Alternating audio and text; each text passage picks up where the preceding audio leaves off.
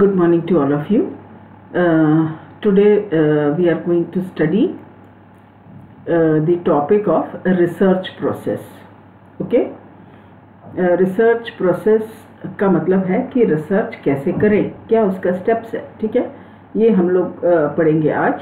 और ये चैप्टर बहुत इम्पॉर्टेंट है. ऑलमोस्ट हर क्वेश्चन पेपर में ये क्वेश्चन आया है. It is such A important topic, क्योंकि हमको अगर रिसर्च करना है तो क्या क्या स्टेप्स उसको फॉलो करना है, ये बहुत इम्पॉर्टेंट है. ठीक है, तो हम लोग पढ़ेंगे कि रिसर्च प्रोसेस क्या है. रिसर्च प्रोसेस पढ़ने के पहले we shall be studying what is definition of research. ठीक है, तो according to Talbot L A. research is a scientific process of inquiry that involves purposeful, systematic and rigorous collection, analysis, interpretation of data to gain new knowledge. ठीक है, तो हम लोग इस समझेंगे what is the definition of research.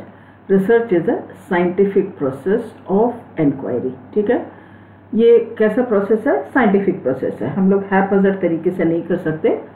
ये scientific process है, एक वैज्ञानिक प्रोसेस है. और किस चीज़ का प्रोसेस है? इंक्वायरी. इंक्वायरी का मतलब है पूछना. ओके, जैसे फॉर एग्जांपल अगर मैं ऐसा स्टडी कर रही हूँ, study to assess the percentage of GNM students who are using online classes. ठीक है, तो ये मैं जानना चाह रही हूँ कि 30 स्टूडेंट्स के एक बैच में से कितने लोग ऑनलाइन क्लासेस किस किस घंटे में पढ़ रहे हैं. ठीक है, तो ये मैं पूछना चाह रही हूँ. तो अगर मेरे को ये टॉपिक का रिसर्च करना है ऑनलाइन क्लासेस का, तो ये मैं जानकारी लूँगी कैसे? साइंटिफिक प्रोसेस के द्वारा. ठीक है, नाउ दैट इन्वॉल्व्स पर्पसफुल मतलब हम लोग कोई भी स्टडी करते हैं उसका एक पर्पस रहता है कि हम ये स्टडी क्यों करना चाह रहे हैं. ठीक है, ये स्टडी हम क्यों करना चाह रहे हैं, उसका एक पर्पस होना चाहिए. हर स्टडी का एक पर्पस रहता है. फिर है इट इज़ सिस्टमैटिक. सिस्टमैटिक मतलब आज मैंने डिसाइड किया कि ठीक है आज कर लूँगी, फिर 3-4 months I am not doing, फिर अचानक से फिर कुछ कर रहे हैं, ऐसा नहीं है. एक अभी हम लोग आगे प्रोसेस पढ़ेंगे. सिस्टमैटिक प्रोसेस है. एक स्टेप पहला कौन सा है, सेकेंड कौन सा है, ऐसा एक के बाद एक स्टेप है. ठीक है, तो ये स्टेप जो है उसको वैसे ही सिस्टमैटिक तरीके से करने का है. ठीक है, और क्या लिखा है यहाँ पे? Rigorous collection. रिगरस कलेक्शन मतलब हम लोग कुछ टूल बनाएंगे. टूल का मतलब ये है, टूल जो मतलब है रिसर्च में, सपोज मैं ये स्टडी करना चाह रही हूँ, a study to assess the knowledge of GNM third year students in relation to infection control. ठीक है, मैं क्या पता करना चाह रही हूँ कि GNM थर्ड ईयर स्टूडेंट्स में से कितने लोगों को नॉलेज है किसका? इन्फेक्शन कंट्रोल का. ठीक है, जब ये मैं पता करना चाह रही हूँ तो मैं क्या करूँगी? मैं कुछ क्वेश्चंस फ्रेम करूँगी. ठीक है, और वो क्वेश्चंस मैं आपसे पूछूंगी. क्वेश्चंस क्या होगा? कुछ सोशल डेमोग्राफिक क्वेश्चन होगा कि आपका उम्र कितना है, आप गाँव के रहने वाले हैं कि शहर के रहने वाले हैं, है ना, कभी इन्फेक्शन कंट्रोल का क्लास आपने अटेंड किया है नहीं किया है, वो सब चीज़. ठीक है, इसके साथ में फिर मैं टॉपिक का क्वेश्चन पूछूंगी, जैसे what is infection process, what are the steps, है ना, ये सब चीज़ का क्वेश्चन पूछूंगी. तो इसको सब मैं क्या बोलती हूँ? टूल को मैं क्वेश्चंस के द्वारा भी पूछ सकती हूँ, चेकलिस्ट के द्वारा भी है. आप लोग का चैप्टर अलग अलग होगा इसमें. तो हम लोग टूल के बारे में भी, टूल मतलब ये मेथड ऑफ डाटा कलेक्शन है. मैं इंफॉर्मेशन कैसे गैदर करूँ, क्वेश्चन पूछ के करूँ, ऑब्जर्व करके करूँ, कि रेटिंग स्केल रहेगा. इसका सब रेटिंग स्केल का क्या मतलब है? जब हम लोग डाटा कलेक्शन करेंगे तब हम लोग सीखेंगे. ठीक है, सो इसको क्या कहते हैं? It is a rigorous collection. Rigorous मतलब अगर 30 स्टूडेंट्स ऑफ GNM चाहिए तो मुझे 30 ही करना है. अगर मेरा 50 क्वेश्चन है तो आप to ask all 50 questions to each one. किसी से 10, किसी से 20, किसी से 30, ऐसा नहीं चलेगा. It has to be complete one. तो इसलिए यहाँ पे क्या लिखा?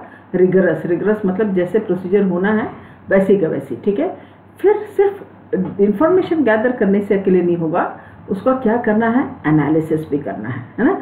एनालिसिस मतलब जैसे फॉर एग्जांपल एक बैच में, जैसे आपका बैच हम लोग लेंगे. ठीक है, फॉर एग्जांपल आपका बैच है, मैं ये जानना चाहती हूँ, study to assess the knowledge of GNM third year students related to infection control. ठीक है, आपके बैच में मेरा क्वेश्चन पहले कि आपका एज क्या है। फॉर एग्जांपल मैं उसमें लिखी हूँ 20 years, 21 years, 22 years, 23, 24 and above या 25 एंड अबाव, ऐसा कुछ मैंने लिखा। ठीक है, तो आपके बैच में शायद 3 लोग 21 ईयर्स के होंगे, शायद 10 लोग 22 साल के होंगे, शायद 2-3 लोग 25 ईयर्स के अबाव होंगे, ऐसा होगा। ठीक है, फिर मुझे एनालिसिस में क्या करना है, आउट ऑफ 30 कितना परसेंटेज 25 ईयर्स एंड अबाव में है, कितना परसेंटेज 21 to 23 में है, कितना परसेंटेज 21 ईयर्स में है। इसको हम क्या कहते हैं, एनालिसिस। एनालिसिस मतलब परसेंटेज, ऐसा सिंपल, मोस्ट सिंपल है परसेंटेज, उसमें बहुत सारे स्टैटिस्टिकल टूल है, तो उसको सब हम क्या कहते हैं, एनालिसिस। ठीक है, एनालिसिस के बाद फिर क्या लिखा, इंटरप्रिटेशन। मैंने स्टैटिस्टिक तो कैलकुलेट कर दिया है ना, करने के बाद उससे आप क्या समझे, that is called as interpretation of data. ठीक है, उसको हम क्या कहते हैं, interpretation of data to gain new knowledge. तो इससे क्या पता चलेगा कितना नॉलेज है। ठीक है, मुझे एक नया जानकारी मिलेगा कि GNM थर्ड ईयर स्टूडेंट्स में इतने परसेंटेज लोग का जानकारी है, इतने लोग का नहीं है। अगर बहुत सारे लोग को नहीं है तो फिर मुझे फिर से क्लास लेना है, ये सब चीज़ का जानकारी। ठीक है, तो अभी आपको समझ में आके रिसर्च क्या है। First is it is a scientific process of inquiry. पहला है कोई चीज़ जानने के लिए एक साइंटिफिक प्रोसेस है रिसर्च। दूसरा क्या है, it has a purpose. Okay, second it has a purpose. Third है वो सिस्टमैटिक है ना। मैंने आपको बताया प्रोसेस हैपहज़र्ड नहीं है, फिक्स स्टेप्स है। पहला कौन सा, दूसरा कौन सा, सब फिक्स स्टेप्स है। ठीक है, तो जो स्टेप्स है उस फिर क्या है, there is a rigorous collection. Data का हम लोग जो प्लान किए हैं, जैसे अगर मैंने प्लान किया है कि ऑब्जर्वेशन मेथड यूज़ करना है, तो मुझे ऑब्जर्वेशन मेथड ही यूज़ करना, उसको मैं क्वेश्चनर में कन्वर्ट नहीं कर सकती, या कुछ लोग का ऑब्जर्वेशन, कुछ लोग का इंटरव्यू, कुछ लोग का चेकलिस्ट, ऐसा मैं नहीं कर सकती। That is called as rigorous. जैसे प्लान किया वैसे ही फिर उसको एनालिसिस करना है और इंटरप्रिटेशन करना। ये पूरा स्टेप आप क्यों कर रहे हो, ताकि आपको नया नॉलेज मिले। ठीक है, so research is a scientific process of inquiry that involves purposeful, systematic and rigorous collection, analysis and interpretation of data to gain a new knowledge। ठीक है, आप अपने टेक्स्ट बुक में यहाँ से यहाँ तक ब्रैकेट डाल दीजिए। ठीक है, रिसर्च से शुरू होगा और न्यू नॉलेज के बाद ये खत्म हो जाएगा। ठीक है, तो इस पेज में आपको इतना ही पढ़ना है। ठीक है, अब रिसर्च दो तरीके का है। ठीक है, पहला है क्वांटिटेटिव और दूसरा है क्वालिटेटिव। ठीक है, क्वालिटेटिव और क्वांटिटेटिव का मतलब क्या है, जैसे क्वांटिटेटिव का मतलब ये है जो चीज़ मैं चेक कर सकती हूँ आसानी से। ठीक है, तो वो सब चीज़ को क्वांटिटी बोलते हैं। जैसे मैं अभी ये पूछूंगी कि आपके बैच में लास्ट ईयर कितने लोग, excuse me, hello hello hello hello hello,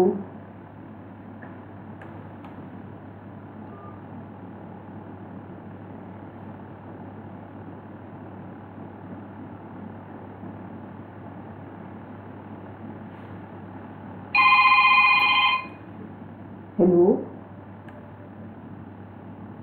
hello hello hello, आप कौन बोल रहे हैं? मैं रिकॉर्डिंग कर रही हूँ। आप कौन बोल रहे हैं? हाँ पूनम, मेरा क्लास का रिकॉर्डिंग चल रहा है। Can you call me after an hour? Okay okay.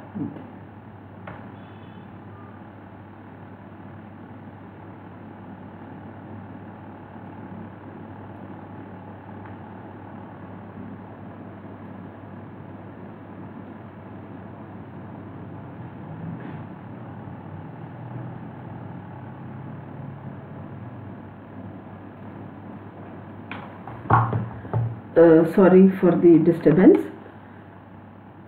ठीक है, तो जैसे मैं आपके बैच में ये जानना चाह रही हूँ कि कितने लोग आपके बैच में फर्स्ट डिवीज़न में आए, कितने लोग सेकंड डिवीज़न में आए, कितने लोग थर्ड डिवीज़न में आए।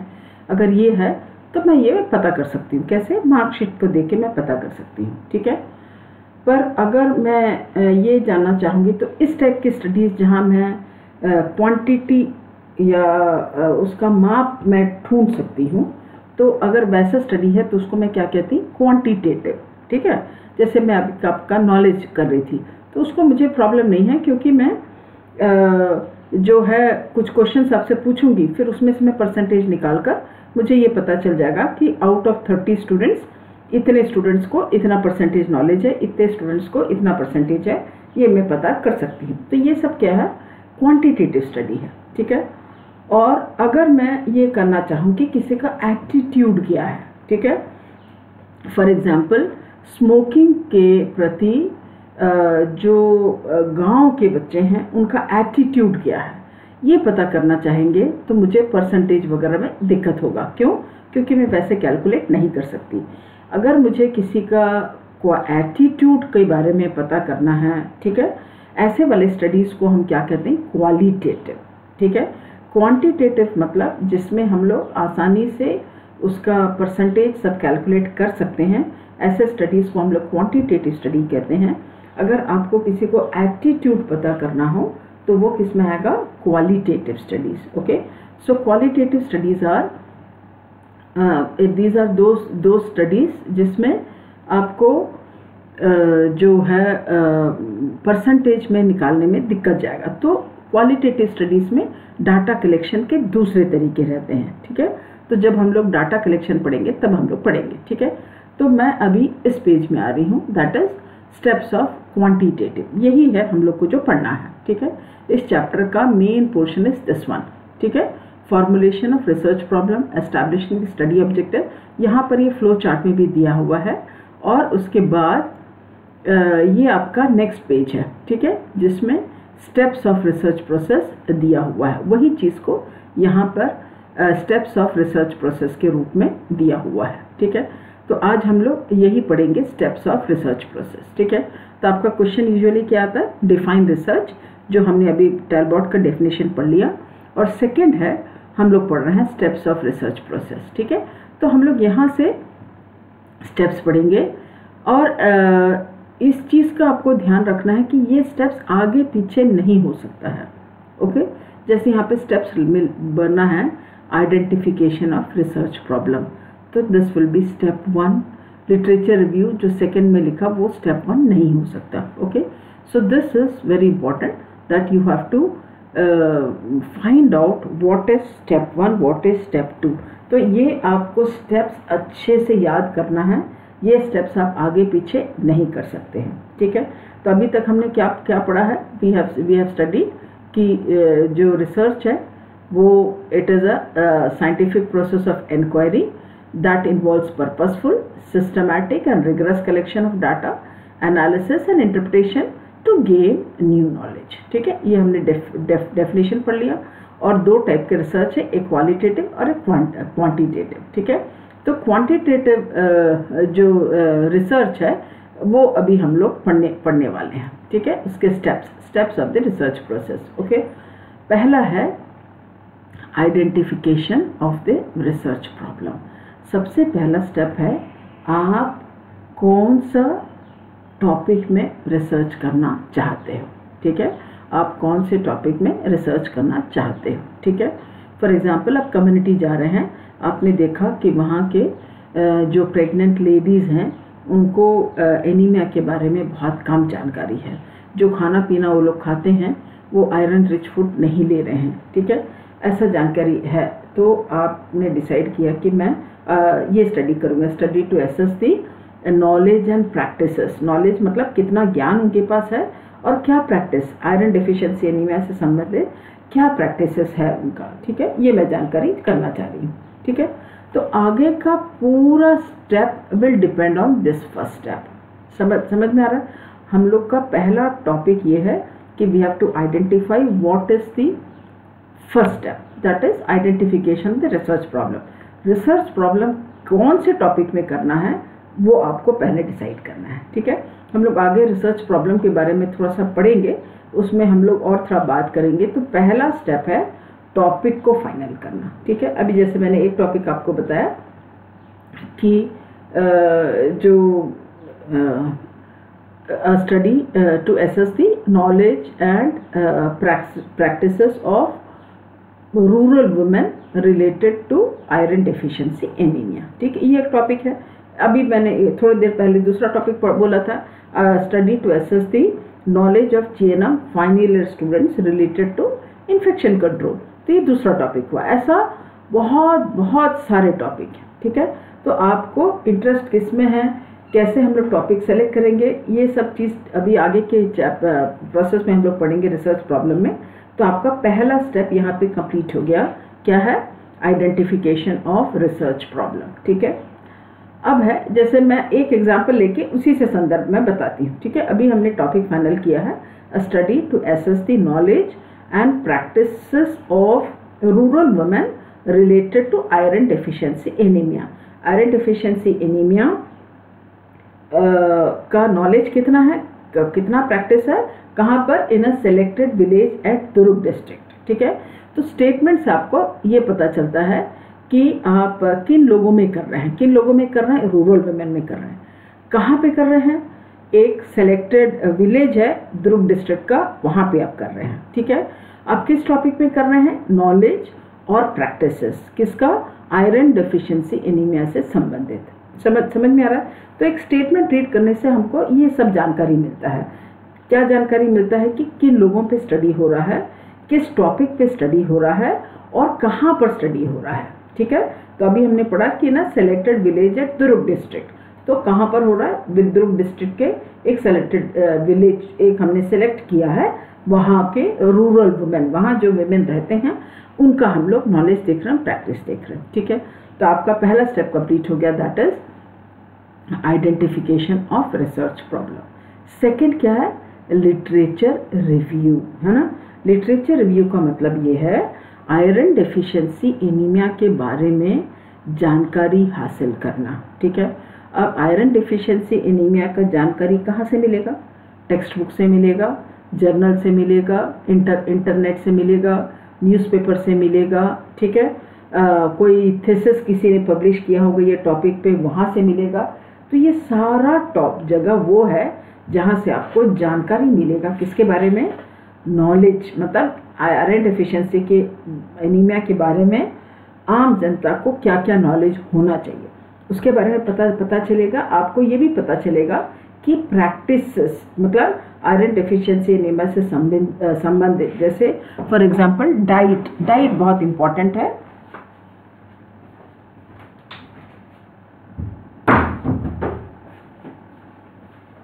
डाइट बहुत इम्पॉर्टेंट है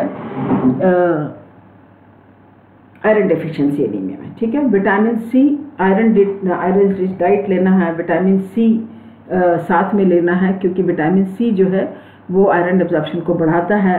टी कॉफ़ी कम लेना है, क्योंकि ये सब चीज़ आयरन के एब्जॉर्प्शन को घटाता है। ठीक है, तो ये इसको हम क्या कहते हैं? प्रैक्टिसेस। इसको हम क्या कहते हैं? प्रैक्टिसेस। ओके, तो ये सब का जानकारी मुझे टेक्स्ट बुक से मिलेगा, न्यूज़पेपर से मिलेगा, इंटरनेट से मिलेगा, किसी ने थीसिस लिखा होगा उससे मिलेगा, किसी ने पब्लिश किया हुआ या तो नहीं पब्लिश किया हुआ थीसिस वगैरह से ये जानकारी आपको मिलेगा। ठीक है, text books, journals, then magazines, newspapers. ठीक है, और ये सब जगह से जानकारी मिलेगा। तो मुझे अब क्या करना? मैंने टॉपिक सेलेक्ट कर लिया, knowledge and practices of rural women in relation to iron deficiency anaemia. तो अब मुझे क्या करना है? मुझे टेक्स्ट बुक में पढ़ना है। क्या टेक्स्ट बुक में क्या पढ़ना है? कि आयरन डेफिशिएंसी एनीमिया का मतलब क्या है, कैसे पता करेंगे, उसका क्या क्या साइन एंड सिम्टम्स है, क्या क्या उसका डायग्नोस्टिक टेस्ट है, क्या ट्रीटमेंट देते हैं, और आयरन डेफिशिएंसी एनीमिया को प्रिवेंट करने के लिए क्या क्या स्टेप्स उठाया जाता है, ये सारा चीज़ के बारे में जानकारी। अभी जैसे मैंने जो सोर्सेस बताया, ये सबसे हम जानकारी हासिल करेंगे। इसको हम क्या कहते हैं? Literature review. ठीक है, तो पहला स्टेप है टॉपिक फाइनल करना। हमने टॉपिक फाइनल कर लिया। सेकंड है आप क्या करेंगे? लाइब्रेरी जाएंगे और ये सब चीज़ पता करेंगे कि आयरन डिफिशिएंसी एनीमिया के बारे में किस टेक्स्ट बुक में क्या क्या लिखा है, उसके बारे में सब आप जानकारी हासिल करेंगे। ठीक है, आप नोट करेंगे उसको कि ये सब चीज़ जानकारी है। ठीक है, अब थर्ड है specifying the purpose of research. ठीक है, थर्ड आपका टॉपिक ये है कि आप ये रिसर्च स्टडी क्यों करना चाह रहे हैं, इसका पर्पस आप जो है आप पता करेंगे। ठीक है, आप क्यों रिसर्च स्टडी करना चाह रहे हैं? क्योंकि आप जिस गांव में कम्युनिटी विजिट के लिए जाते हैं, आपने देखा कि बहुत लोग को आयरन डिफिशिएंसी एनीमिया का जानकारी नहीं है और वहाँ पे बहुत लोगों को एनीमिया है। अगर एक लेडी आयरन डिफिशिएंसी वाली लेडी, मतलब इंडिया में it is very high, iron deficiency anaemia among pregnant ladies is very high. ठीक है, बहुत ज़्यादा, 8 वीमेन में 1 वुमेन को आयरन डिफिशिएंसी एनीमिया, इतना ज़्यादा है। ठीक है, तो हम क्या चाह रहे हैं, आयरन डिफिशिएंसी एनीमिया के बारे में जानकारी देकर आयरन डिफिशिएंसी एनीमिया के रेट को हम कम करना चाह रहे हैं, ताकि लोगों को भी आयरन डिफिशिएंसी एनीमिया कम हो। और आयरन डिफिशिएंसी एनीमिया वाली अगर प्रेग्नेंट लेडी कोई बेबी पैदा करेगी, तो क्योंकि माँ में आयरन कम था तो बच्चे में भी आयरन कम रहेगा। ठीक है, तो पर्पस आपका क्या है, आप जानकारी इसलिए हासिल करना चाहते हैं ताकि मैं इसके साथ में कुछ जानकारी उन लोगों को देना चाह रही हूँ जिससे आयरन डिफिशिएंसी एनीमिया का जो प्रिवलेंस है, प्रिवलेंस मतलब जितने लोग को आयरन डिफिशिएंसी एनीमिया है उसमें कमी आ सके। ठीक है, ये क्या है आपका पर्पस। ठीक है, ये आपका पर्पस है। ठीक है, अगर मेरा टॉपिक ये रहता है a study to assess the prevalence, knowledge and practices. Prevalence मतलब कितने लोगों को आयरन डिफिशिएंसी एनीमिया है, तो मैं क्या करती, अगर मैंने 100 लोग को मदर को आइडेंटिफाई किया है तो 100 लोग का मैं HB टेस्ट करती। HB टेस्ट करने से मुझे पता चल जाता कि कितने लोग को नॉर्मल HB है, कितने लोग को 8 ग्राम से कम है। ठीक है, किसको माइल्ड एनीमिया है, किसको मॉडरेट है, किसको सीवियर है, ये सारा चीज़ मुझे एक HB टेस्ट से पता चल जाता है। ठीक है, तो तब मुझे ब्लड टेस्ट भी करना पड़ता है, डिपेंडिंग ऑन जो भी मेरा टॉपिक है उसके हिसाब से रहेगा। ठीक है, so determining specific research questions, जैसे अभी मैंने आपको बताया study to assess the prevalence. Prevalence पता करने के लिए मुझे हीमोग्लोबिन टेस्टिंग करना पड़ेगा। नॉलेज पता करने के लिए मुझे कुछ क्वेश्चंस पूछना पड़ेगा। ठीक है, मुझे कुछ क्वेश्चंस पूछना पड़ेगा किससे संबंधित, आयरन डिफिशिएंसी एनीमिया। तो मेरा पहला क्वेश्चन रहेगा, भाई आयरन डिफिशिएंसी एनीमिया से आप क्या समझते हैं, तो मैं कुछ ऑप्शंस दूंगी। ऑप्शन समझते हैं ना, MCQ मल्टीपल चॉइस क्वेश्चन, इस तरीके से 3 या 4 ऑप्शंस में दूंगी और उनको बोलूँगी कि इसमें से आपको सबसे सही कौन सा लग रहा है, उसमें फिर हम लोग टिक मार करेंगे। ठीक है, अगर वो अनपढ़ लोग हैं तो आप पूछेंगे वो जो आंसर देंगे उसके हिसाब से आप टिक मार करेंगे। अगर वो पढ़े लिखे हैं तो आप क्वेश्चंस डायरेक्टली उनको दे सकते हैं और वो लोग टिक मार करेंगे। ठीक है, सो दैट इज क्वेश्चनर। ठीक है, उसको हम क्या कहते हैं, क्वेश्चनर। पहला वाला है हीमोग्लोबिन टेस्टिंग। अगर आपको प्रिवलेंस पता करना है तो वो भी एक मेथड है कि मैं HB टेस्ट करूँगी। दूसरा है आप क्वेश्चंस पूछ रहे हैं। थर्ड है प्रैक्टिसेस। प्रैक्टिसेस को हम लोग चेकलिस्ट मतलब यस नो। जैसे एक क्वेश्चन ये है, आप नींबू लेते हैं सलाद में, या तो आप सलाद खाते हैं जब भी आप आयरन रिच फूड लेते हैं, यस नो। यस नो मतलब या तो लेती है या तो नहीं लेती है। इस टाइप के क्वेश्चंस को हम क्या कहते हैं, चेकलिस्ट। तो प्रैक्टिसेस हमेशा यस नो में रहते हैं, या तो लोग करते हैं या तो नहीं करते हैं। ठीक है, और दूसरा जो है नॉलेज जो रहता है वो मल्टीपल चॉइस क्वेश्चंस रहता है। ठीक है, मल्टीपल चॉइस क्वेश्चन को हम कहते हैं MCQ। ठीक है, जिसमें एक स्टेटमेंट रहेगा, 3-4 ऑप्शन रहेगा और जो व्यक्ति है उसको टिक मार्क करना है। और जैसे आपको प्रिवलेंस पता करना है तो आप ब्लड टेस्ट कर रहे हैं, कौन सा, हीमोग्लोबिन का। ठीक है, तो that is specific research questions. आप आयरन डेफिशिएंसी एनीमिया के बारे में पता करने के लिए क्या क्या क्वेश्चन पूछेंगे। ठीक है, वो सारा क्वेश्चन किससे रिलेटेड रहेगा, आयरन डेफिशिएंसी एनीमिया। उसमें सिकल सेल एनीमिया का क्वेश्चन नहीं पूछेंगे। ठीक है, so that has to be specific in relation to iron deficiency anaemia. ठीक है, फिर क्या लिखा, specifying a conceptual framework, usually a set of hypothesis. ठीक है, कंसेप्चुअल फ्रेमवर्क का मतलब ये है कि अलग अलग थ्योरिस्ट है, नर्सिंग में अलग अलग थ्योरिस्ट है जिन्होंने अपना अपना थ्योरेटिकल फ्रेमवर्क बनाया है। ठीक है, जब कॉलेज ज्वाइन होगा तो मैं आपको थीसिस का कुछ दिखाऊंगी सैम्पल। ठीक है, तो फ्रेमवर्क बना मतलब उन्होंने अपना एक थ्योरी का पैटर्न बताया हुआ है। ठीक है, वो आपके स्टडी में कौन सा फ्रेमवर्क फिट हो सकता है उसको फाइनल करना है, उसको हम क्या कहते हैं, conceptual framework, that is called as conceptual framework. ठीक है, और इसके साथ में आप क्या क्या करते हैं, हाइपोथेसिस। हाइपोथेसिस का मतलब ये है एक ऐसा स्टेटमेंट, या तो आप एनालिसिस करने के बाद या तो वो सही साबित होगा या तो गलत साबित होगा। फॉर एग्जाम्पल, मेरा हाइपोथेसिस है that prevalence of iron deficiency anaemia is about 60%। ठीक है, अगर मैं ये लिख रही हूँ कि 100 में से 60 लोग को माइल्ड एनीमिया रहेगा। ठीक है, तो ये अभी एनालिसिस मैंने नहीं किया है, ये मैं हाइपोथेसिस लिख रही हूँ। और दूसरा मैं लिख रही हूँ कि नॉलेज जो है गांव की लेडीज़ को कम नॉलेज रहेगा, that is second hypothesis.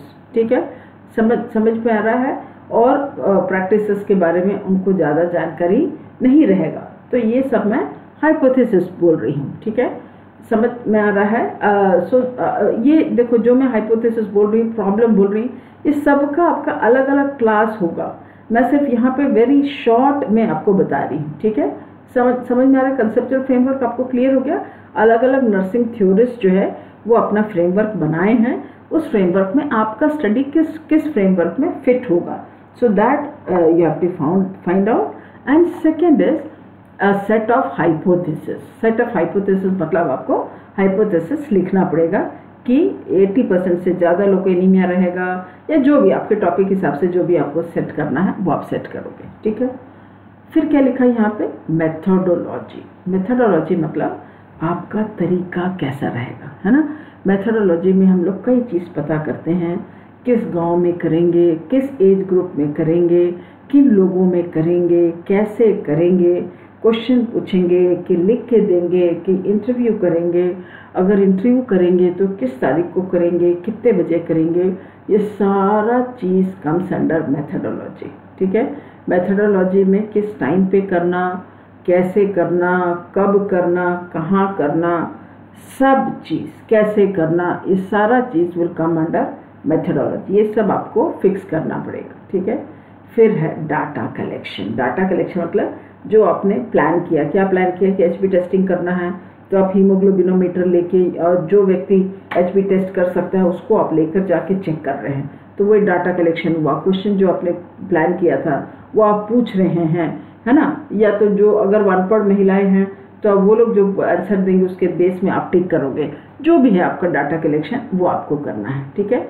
Next step क्या है, analysing and interpreting the data. Analysis का मतलब ये है कितना परसेंटेज, सिंपल वर्ड्स में कितना परसेंटेज। जैसे मैं पहले आपको एग्जांपल बता रही थी कि आप गांव में एनीमिया पता करने गए हैं, 100 लेडीज में से कितने लोग को एनीमिया है, दैट इज परसेंटेज। ठीक है, तो इंटरप्रेट का डाटा मतलब ये है 100 में से आपको कुछ समझ में आएगा कि जो 20 से 30 साल वाले उम्र वालों को माइल्ड एनीमिया है, 30 से 40 वालों को एनीमिया नहीं है, या 40 साल के ऊपर वालों को सीवियर एनीमिया है, ये जो भी आपका फाइंडिंग्स है।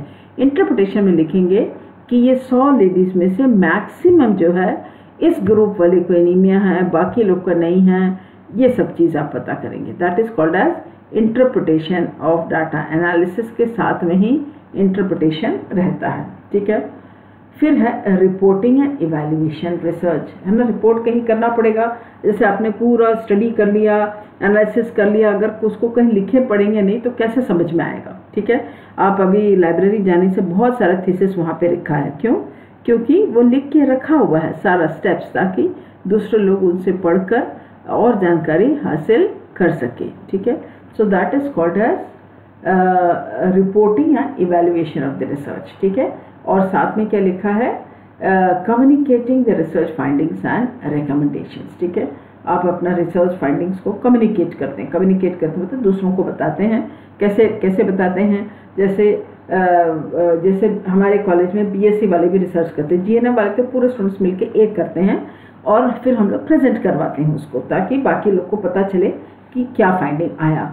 बीएससी के उसमें क्या है, क्योंकि बड़ा ग्रुप है तो इसीलिए वहाँ पर 8-10 रिसर्च होता है, तो सारे लोग अपना फाइंडिंग्स को दूसरे ग्रुप को बताते थे। एक दिन मीटिंग करके दे प्रेजेंटेड, तो उसको हम क्या कहते हैं? कम्युनिकेटिंग। ठीक है, of the research findings and recommendation. Recommendation का क्या मतलब है? रिकमेंडेशन का मतलब है कि मैं अभी उतई विलेज में जाकर ये पता करी हूँ, मैंने HB टेस्ट कराया, नॉलेज का कोई क्वेश्चन लिया है ना, और साथ में प्रैक्टिसेस पता किया। ठीक है, रिकमेंडेशन भाई मेरा तरीका ये है, पर दूसरे लोग ये तरीका से कर सकते हैं। फॉर एग्जाम्पल मैं ये बता सकती हूँ, आयरन डेफिशिएंसी एनीमिया में मैंने तो सिर्फ पता किया है ना, पर कुछ लोग क्या कर सकते हैं?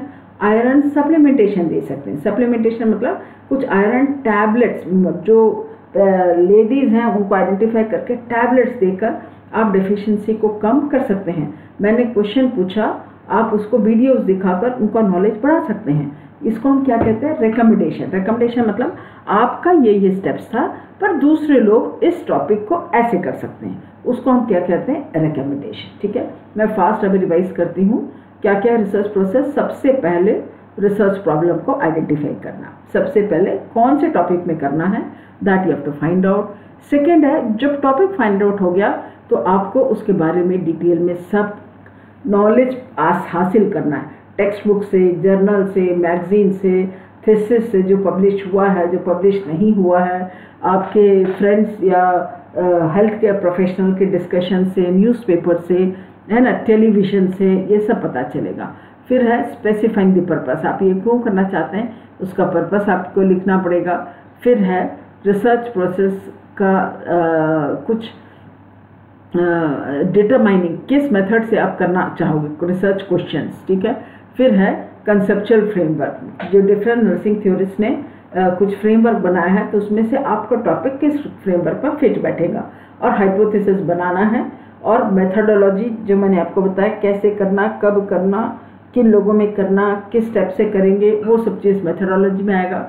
डाटा कलेक्शन मतलब अलग अलग तरीका है डाटा कलेक्ट करने का, इंटरव्यू के द्वारा, ऑब्जर्वेशन के द्वारा, रेटिंग स्केल के द्वारा, बहुत सारे मेथड्स हैं। डाटा कलेक्शन के चैप्टर में आप डिटेल करेंगे। उसके बाद डाटा कलेक्शन हो गया, तब फिर आप पता करेंगे एनालिसिंग एंड इंटरप्रेटिंग, कैसे उसको एनालिसिस करेंगे और कैसे उसका मतलब समझेंगे। ठीक है, दैट इज इंटरप्रिटेशन।